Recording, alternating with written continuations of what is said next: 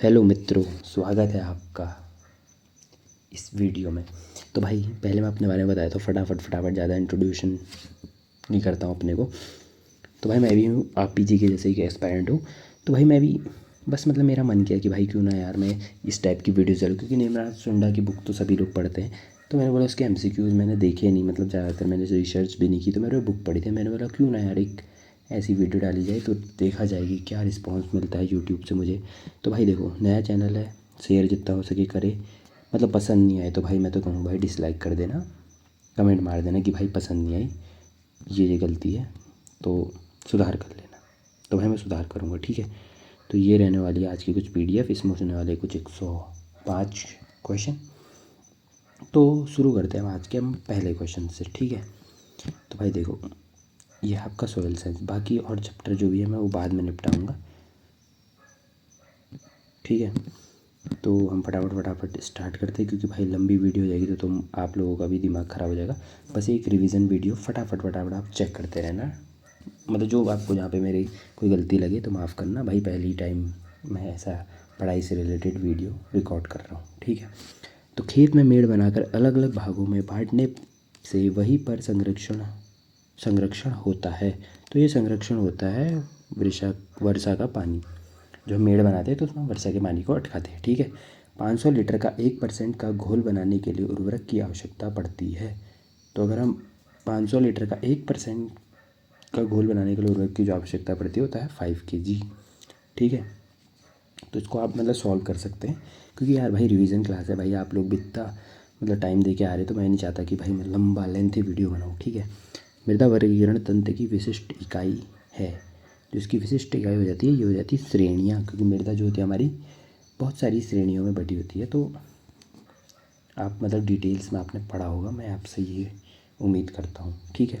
अम्लीय मृदा में होता है, अम्लीय जो मृदा होती है उसमें होता है कम pH, कम CEC, कम कैल्शियम एवं अधिक एल्यूमिनियम। क्योंकि pH आपका पता ही है, pH 7 से नीचे अम्लीय मृदा है। CEC वो भी कम होता है, कम कैल्शियम भी होता है, और एल्यूमिनियम जो होता है वो अधिक पाया जाता है आपका अम्लीय मृदाओं में। अ हैंडबुक ऑफ ऑर्गेनिक फार्मिंग किताब के लेखक है, ये उसके लेखक हो जाएंगे शर्मा अरुण के, ठीक है। सर्टिफिकेशन प्रक्रिया से बनाई गई प्रेस मड का प्रयोग किस भूमि के सुधार के लिए किया जाता है। तो जो आपका प्रेस मड होता है वो सल्फिटेशन प्रक्रिया से बनाया जाता है।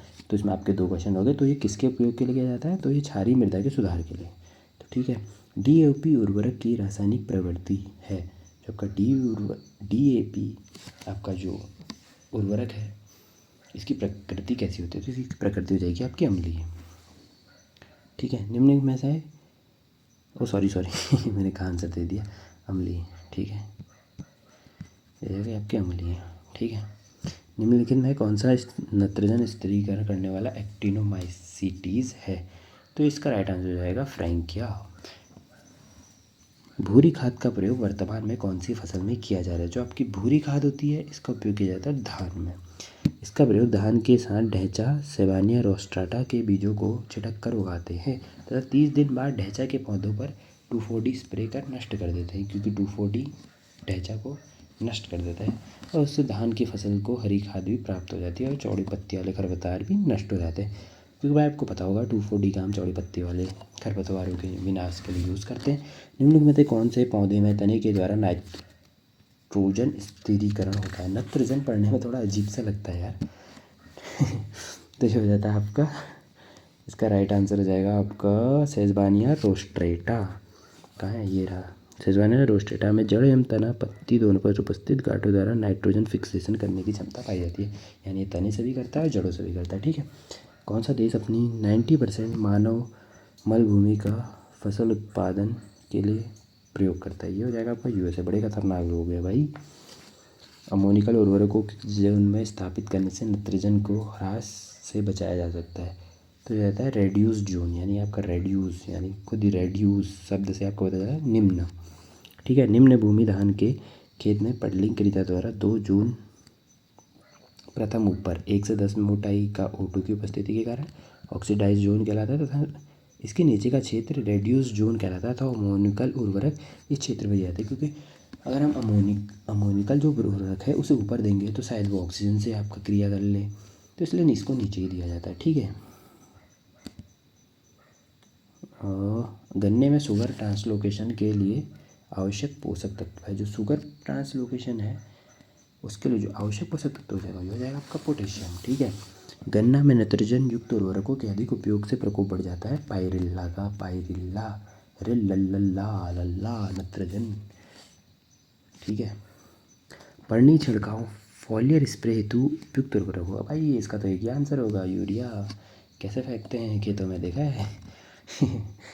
भाई मैंने भी एक बार दिया था, मतलब जब मेरा भी एसी चल रहा था तब देखा था मैंने भी। ठीक है। धान की खेती के लिए मृदा का उपयुक्त पीएच मान होना चाहिए। तो धान की जो मृदा है इसके लिए उपयुक्त पीएच मान होना चाहिए 4 से 6, यानी अम्लीय पसंद करती है ये। धान हमारा चावल निम्न में से कौन सा जटिल उर्वरक है? जटिल यानी जटिल, कठिन, टूटने में। ठीक है। तो इसका राइट आंसर हो जाएगा DAP। कौन सा उर्वरक तत्व भूमि में डालने के तुरंत बाद स्थिरित फिक्स्ड हो जाता है? तो ये हो जाता है आपका फॉस्फोरस। राइट आंसर हो जाएगा आपका फॉस्फोरस। इन सितु मृदा जल मापने के लिए सबसे उपयुक्त उपकरण कौन सा है? तो ये जाएगा आपका टेंसियोमीटर। Right answer tensiometer. और यह बालू मृदा में नमी ज्ञात करने का श्रेष्ठ यंत्र भी है। निम्नलिखित में से कौन सा सल्फर का ऑर्गेनिक यानी ऑर्गेनिक, ठीक है, समझ लो। इसका राइट आंसर हो जाएगा सिस्टीन। मृदा संरचना का संबंध है। जो आपका मृदा संरचना है इसका संबंध होता है मृदा कणों की व्यवस्था, अरेंजमेंट ऑफ सोइल पार्टिकल्स। ठीक है भाई, आराम से बोलना पड़ रहा है यार, सब सो गए यार, आवाज़ अजीब आ रही होगी क्या? अभी तो रिकॉर्ड कर रहा हूँ, जो बाद में सुनूंगा बाप रे, मतलब अपलोड कर दूँ ना करूँ 10 बार सोचना पड़ेगा मेरे को। सबसे अधिक अम्ल उत्पादक उर्वरक है, तो इसका वन एंड ओनली आंसर हो जाएगा आपका अमोनियम सल्फेट। भाई मेरे को एक चीज़ बताना, मतलब सबसे ज़्यादा अम्लीय उर्वरक कौन सा है, कमेंट में बताना ज़रूर। ठीक है, अगर कोई यहाँ तक वीडियो देख रहा है। धान, आलू एवं मूंगफली के लिए नाइट्रोजन उर्वरक के किस रूप को प्राथमिकता देते हैं? तो जाएगा राइट आंसर आपका अमोनिया। गन्ना, धान, आलू एवं मूंगफली की फसल में सबसे उपयुक्त उर्वरक अमोनियम सल्फेट है, जिसमें आपका 20.5% नाइट्रोजन एवं 24% सल्फर होता है। बाप रे। निम्न में से कौन सी शुष्क क्षेत्रीय दलहन फसल वर्षा ऋतु में हरी खाद के रूप में उपयोग होती है? तो भाई ये तो हो जाएगी आपकी ग्वार, शुष्क क्षेत्रों में सबसे ज़्यादा। ठीक है। 1 टन ताज़ा मुर्गी की खाद में नाइट्रोजन की मात्रा होती है, तो इसके में नाइट्रोजन की मात्रा होती है आपका 9.6 से 23, यानी 23 kg। ठीक है। राइट आंसर हो जाएगा ऑप्शन नंबर ए।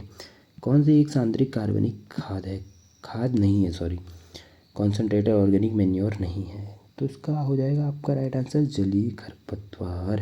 बाकी ब्लड मील भी है, तिलहन भी है, मानव मल भी है। ऑर्गेनिक समझ रहे हो ना, मानव मल। कुछ वेस्ट नहीं होने देंगे, कुछ वेस्ट नहीं, जहाँ से खाया है। चलो नेक्स्ट क्वेश्चन। इनमें में कौन सा एक खनिज तत्व पौधों की वृद्धि के लिए आवश्यक है? तो ये हो जाएगा आपका वन एंड ओनली नाइट्रोजन। कौन सा एक नाइट्रोजन स्थिरीकरण सूक्ष्म जीवाणु नहीं है? तो इसका राइट आंसर हो जाएगा ऑप्शन नंबर ए PSB। बाकी जो ये तीनों हैं ये आपके सूक्ष्म जीवाणु हैं। नाइट्रोसोमोनास क्या करता है आपका नाइट्रोसोमोनास? ये कहता है अमोनिया का नाइट्राइट में ऑक्सीकरण। अमोनिया का नाइट्राइट में ऑक्सीकरण मैंने बताया था ना अभी थोड़ी देर पहले, याद करो, देखो आ गया वो। धान का खैरा रोग निम्नलिखित में से कौन से तत्व की कमी से होता है? वन एंड ओनली जस्ता एंड जिंक। ये तो सभी को पता होगा भाई। मटर की मूल ग्रंथियों में राइजोबियम की कौन सी प्रजाति उपस्थित होती है? ये होती है वन एंड ओनली राइजोबियम लेग्यूमिनोसेरम। भाई मतलब थोड़ा मेरे को वो है ना आदत, तुम कहोगे भाई ये क्या पढ़ रहा है ऐसे। रुको। माइकोराजा उच्च कोटि पादपों की जड़ों में निम्न सूक्ष्म जीवाणु के सहजीवन से बनते हैं। ये बनता है आपके फंजाई से। माइकोराजा एक उच्च पादप एवं फफूंद का लाभदायक सहजीवन है, जिसमें फफूंद को पोषण एवं शर्करा प्रदान करता है। फफूंद पौधे के पोषक तत्वों जैसे फास्फोरस अवशोषण में मदद करती है। यानी फौ से फफूंदी, फौ से फास्फोरस, यानी फफूंदी आपका किसका अवशोषण में मदद करेगा? फास्फोरस। ठीक है। नाइट्रोजन खनिजीकरण की विपरीत क्रिया है। जो आपका नाइट्रोजन खनिजीकरण है उसकी विपरीत प्रक्रिया हो जाएगी, वो आपकी हो जाएगी विनाइट्रीकरण। राइजोबियल माध्यम में जीवनक्षम वाही कोशिकाओं की न्यूनतम संख्या प्रति ग्राम है, ये हो जाएगा आपका 10⁸ राइट आंसर। मृदा में मैग्नीज निम्न रूप में पाया जाता है। मैग्नीज जो है आपका Mn+2 में पाया जाता है। इसको हम ऐसे भी लिख सकते हैं, अरे भाई क्या कर रहा हूँ, अरे Mn+2, ठीक है, ऐसे भी आ सकता है आपके एग्ज़ाम में। मोनोहाइड्रेट जिंक सल्फेट में जिंक की मात्रा तो ये होती है आपकी 33 से 35%। Zinc sulphate hydrate has 21% Zn, sorry, ठीक है। मृदा में फॉस्फोरस की उपलब्धता के लिए सबसे उपयुक्त पीएच मान है, यानी फॉस्फोरस कहाँ में ज़्यादा मिलेगा, फो 6 से 7 में फो। मृदा में कैल्शियम निम्न द्वारा दिया जाता है। कैल्शियम यार ये भी है, ये भी है, ओह देखना पड़ेगा। ओह वाह, ए एंड बी दोनों, सॉरी दोनों, हाँ। इसका राइट आंसर हो जाएगा option number C, A and B दोनों। रॉक फॉस्फेट फॉस्फोरस एवं कैल्शियम का श्रेष्ठ प्राकृतिक स्रोत है, यानी ये एक प्राकृतिक स्रोत है। इसमें 30% से ज़्यादा फॉस्फेट एवं 48% CaO कैल्शियम ऑक्साइड होता है, जबकि जिप्सम में 23 से 29% कैल्शियम और 18 से 21% सल्फर पाया जाता है। निम्नलिखित मृदाओं में बोरॉन की कमी पाई जाती है। जो बोरॉन की कमी पाई जाती है वो शायद सभी मृदाओं में पाई जाती है, बलुई में भी, पोर्टजोल में भी, लेटराइट में भी। तो इसका ऑप्शन जो आपका सही होगा वो होगा ऑप्शन नंबर डी। जब रॉक फॉस्फेट की अभिक्रिया गंधक के अम्ल के साथ करवाई जाती है तब निम्न उत्पाद बनता है। जब हम गंधक की किसी भी गंधक का कोई या गंधक का कोई अम्ल, उसकी प्रक्रिया हम रॉक फॉस्फेट से कराते हैं तो बनता है फॉस्फोरिक अम्ल भी बनता है, फॉस्फो जिप्सम भी बनता है, फॉस्फोरस नहीं बनता है। तो इसका राइट आंसर हो जाएगा option number D, A and B दोनों। किस एटमॉस्फेरिक नमी तनाव पर पौधों को प्राप्य जल मृदा में उपलब्ध रहता है, मतलब किस पे जितना पौधों को पानी चाहिए उतना मृदा में उपलब्ध रहता है। तो ये होता है जीप का 0.3 से 15 बार तक का, ठीक है। विभिन्न नमी स्तर पर किस भौतिक बल के प्रतिक्षण को मृदा सुघट्यता कहते हैं। तो आपका हो जाएगा मृदा सुघट्यता विभिन्न नमी स्तर पर भौतिक बल के प्रतिक्षण को। यार ये तो ससंजन भी हो आसंजन भी हो, तो इसका राइट आंसर हो जाएगा उपरोक्त दोनों। ससंजन भी होता है, आसंजन भी होता है। मरुस्थलीय मृदाओं के बनने का कारण है, मरुस्थलीय जो आपकी मृदाएँ बनती हैं, उच्च प्रभावी वाष्पीकरण ये भी होता है, क्योंकि भाई वाष्पीकरण ज़्यादा होता है वहाँ, क्योंकि ज़्यादा धूप पड़ती है। कम वार्षिक वर्षा ये भी हो गया। वर्षा पर उच्च तापमान बात एक ही है। तो इसका option number D right answer. मृदा नमी सूचक प्रयुक्त होते हैं, मृदा नमी सूचक प्रयुक्त होते हैं, मृदा नमी सूचक, हाँ ये भी हो जाएगा, ये भी हो जाएगा, ये भी हो जाएगा, क्योंकि भाई ये तो होता है क्षेत्र समताला और आर्द्रता गुणाही गुणांक ये भी होता है। मलानी बिंदु यानी शायद विल्टिंग पॉइंट ऐसी कुछ होता है ना, हाँ ठीक है। तो इसका option D is right answer, ठीक है। निम्न में से कौन सा लक्षणित सतही संस्तर डायग्नोस्टिक सरफेस ओरिजिन है। तो ये हो जाएगा आपका ऑप्शन नंबर डी, ओक्रिक लक्षणित सतही स्तर ओक्रिक। मृदा वर्गीकरण में कितनी इकाइयाँ पाई जाती हैं। मृदा वर्गीकरण की आपकी 6 इकाइयाँ पाई जाती है। मृदा के आधुनिक वर्गीकरण के 7 अप्रोक्सीमेशन के आधार है। वर्गीकरण की 6 इकाइयाँ, सबसे बड़ी श्रेणी मृदा गण, सबसे छोटी मृदा श्रेणी सॉइल। वर्गीकरण की 6 इकाइयाँ निम्न क्रमानुसार हैं, यानी कि आपका मृदा गण, उपगण, बृहद समूह, उपसमूह, कुल, श्रेणी। सोलम के नीचे किस संस्तर में असंपीड़ित पदार्थ होते हैं, जो आपका असंपीड़ित होते हैं यानी जिन्हें हम दबा नहीं सकते, वो हो जाता है आपके सी में। भाई मेरे को एक बार इनका क्रम बताना है, शायद से ओ ए बी सी ऐसा होता है कि क्या होता है, कमेंट करके ज़रूर बताना मेरे को, ठीक है। कौन सा पिरामिड कुल सूखा भार एवं क्लोरिक मान पर आधारित है। ये हो जाएगा आपका बायोमास का पिरामिड। इसका राइट आंसर हो जाएगा बायोमास का पिरामिड, ठीक है। मृदा प्रदूषण परिणाम है, मृदा प्रदूषण जो है आपका परिणाम, इनको तीनों को पढ़ो। सॉरी तो इसका राइट आंसर हो जाएगा शाकनाशियों, कीटनाशकों एवं उर्वरक के अंधाधुंध प्रयोग पर, इससे मृदा प्रदूषण होता है। जटिल जैव यौगिकों को सरल अजैविक यौगिकों में परिवर्तन को कहा जाता है। जहाँ सरल को जब जाएगा वो सरल अजैविक यौगिक होगा, तो इसका राइट आंसर जाएगा खनिजीकरण। ठीक है। मृदा परिस्थिति में साइनोबैक्टीरिया के वितरण को सीमित करती है। मृदा परिस्थिति में जो आपका साइनोबैक्टीरिया के वितरण को सीमित करती हुई थी प्रकाश की उपलब्धता, फोटोसिंथेसिस। ओ सॉरी, नहीं, फोटो यानी खाली प्रकाश। ठीक है, समझ जाना कि अगर साइनोबैक्टीरिया को ये प्रभावित करती है। जीन्स बैसिलस का कौन सा विलक्षण उसे मिट्टी में जीवित रहने की क्षमता प्रदान करता है? तो इसका राइट आंसर हो जाएगा ऑप्शन नंबर सी, अवायुजीवी वृद्धि। अवायुजीवी वृद्धि। ओहो भाई, वीडियो तो लंबी बन रही है ये। चलो ये आज छुट्टी बनाऊंगा। मृदा में बहुत अधिक संख्या में पाए जाने वाले सूक्ष्म जीव हैं। जीव जी जी जी जी जी जी जी जीव जीव से बन गया आपका जीवाणु, यानी जीवाणु सबसे ज़्यादा पाए जाते हैं आपकी मिट्टी में। किस जीव समूह को अम्लीय मिट्टी के लिए पसंद किया जाएगा? ये हो जाएगा आपको ऑप्शन नंबर ए, कवक। मृदा सूक्ष्म जीव विज्ञान के पितामह सूक्ष्म सॉइल माइक्रोबायोलॉजी, तो ये विनोग्रेडिस की। ठीक है। कैंटेजियम वाइम फ्लूडम की अवधारणा किसने प्रस्तुत की थी? तो ये आपकी प्रस्तुत की थी बीजेरिंक इन्होंने। तो भाई देखो, अभी मेरे को देखा मैं ऐसे बहुत गलतियाँ हो रही हैं, मुझे पता है, क्योंकि मैंने नया नया स्टार्ट किया। अगर आपको वीडियो पसंद आई हो, वीडियो लाइक करना, कमेंट करना, शेयर करना। अगर नहीं भी आई तो भाई डिसलाइक ज़रूर करना, और भाई मेरी गलती बता के जाना बस। ठीक है, कि तुम्हें ये नहीं ये करो और सुधार करो। ठीक है। थैंक यू अलॉट भाई, जिसने भी यहाँ तक एक 56 क्वेश्चन तक वीडियो देखी।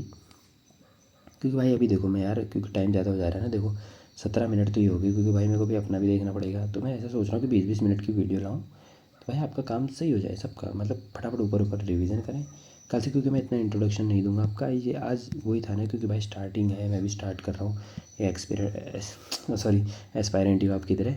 तो भाई सब चीज़ मैनेज करना पड़ता है भाई। अभी रात के 1 बजे हैं, जैसे कि आप देख रहे होगे ऊपर, अगर आपको शो हो रहा है तो भाई अब सो जाता हूँ बढ़िया करके, बस का नहीं हो रहा है मेरे। तो ये PDF तो और थी, इसमें थे कम से कम 105 क्वेश्चन, तो इसको कल कर लेंगे यार। तो भाई देखो, शेयर कर देना यार अपने दोस्तों में, ग्रुप में, जहाँ जहाँ हो सके भाई प्लीज़। ठीक है, अच्छी लगी हो तो मिलते हैं आपको कल को, या तो भाई 1-2 दिन के गैप में, 1 से 2 दिन का गैप। तो बताना आपको कैसा सही रहेगा, या आपको डेली देखनी है डेली, यार मतलब फिर तुम मेरे को बता देना ना कि क्या है, कैसे है, क्या करना है, कैसे नहीं करना है। पसंद आई वो बताना, नहीं आई वो बताना।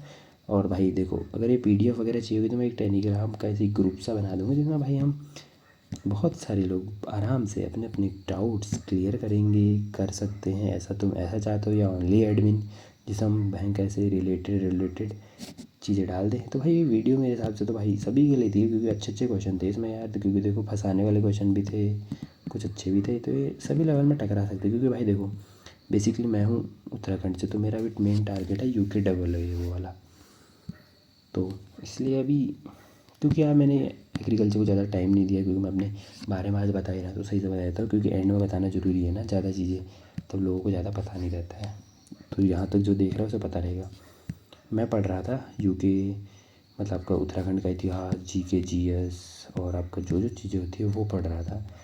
मतलब इतने टाइम, मतलब मेरे को भी यहाँ 1 साल 2 महीने हुए हैं पढ़ते हुए। तो पहले मैंने स्टार्ट किया था सबसे पहले CGL की तरफ। वहाँ मुझे लगा कि भाई मुझसे नहीं होगा, तो मैं मतलब ऐसे ही UKSSC का फॉर्म भरा था। तो मैं लास्ट के ये कुछ आपका ये यहाँ नवंबर अक्टूबर था, तब से मैंने थोड़ा बहुत पढ़ना स्टार्ट किया। बट मैंने उस टाइम एग्रीकल्चर नहीं पढ़ा। अभी एग्रीकल्चर पढ़ते हुए मुझे 1 महीना हो रहा है बस। तो मैंने बोला सोचो कुछ कर लेते हैं यार, क्योंकि भाई यहाँ मदद हो जाएगी। क्योंकि उत्तराखंड के बहुत, हमारी साइड के तो बहुत कम बच्चे हैं भाई इस एग्रीकल्चर लाइन में। बाकी और जगह का मुझे नहीं पता। अगर आप में से भी कोई बहुत लोग उत्तराखंड से होंगे तो भाई कमेंट करना प्लीज़। तो भाई वीडियो सॉरी लंबी हो रही है, तो मिलते हैं भाई बाद में। बता देना मेरे को कैसी वीडियो लगी, उस हिसाब से वीडियो अपलोड करूँगा अगली, नहीं तो यहीं से चैनल डिलीट करके चले जाऊँगा। ठीक है, बाय बाय, टेक केयर।